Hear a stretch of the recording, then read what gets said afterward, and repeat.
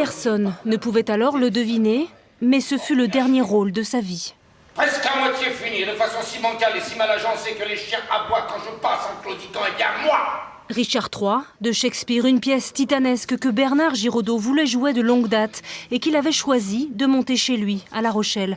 Les répétitions avaient été longues et lorsque nous l'avions rencontré à quelques jours de la première, Bernard Giraudot nous était apparu fatigué. Il avait le trac. Pourquoi je me suis attaqué à ça? Mais non, j'aurais le trac pour un double titre, évidemment, parce que le rôle est énorme, que c'est toujours extrêmement impressionnant et on a vraiment peur quand on commence une pièce, c'est assez logique, on est tous comme ça.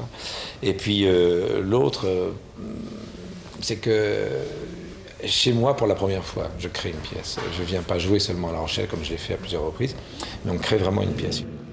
Sur scène, chaque soir, Bernard Giraudot ne laisse rien paraître, mais il souffre. Il craint une récidive du cancer du rein qu'il a frappé 5 ans plus tôt.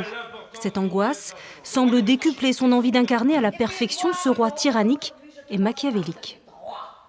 Mon royaume, moi, je veux!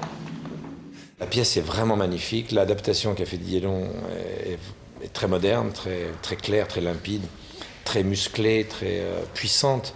Donc je pense que ça va se mâcher comme ça dans les mots et que ça devrait arriver comme une arme, des flèches, et que le public devrait recevoir ça dans la gueule. J'espère, c'est comme ça qu'on le souhaite.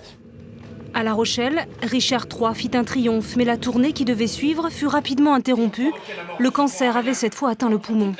Bernard Giraudot, qui rêvait de reprendre la pièce une dernière fois pour la télévision, n'est jamais plus remonté sur les planches. La sécurité des personnes et nous oblige à commander l'exécution.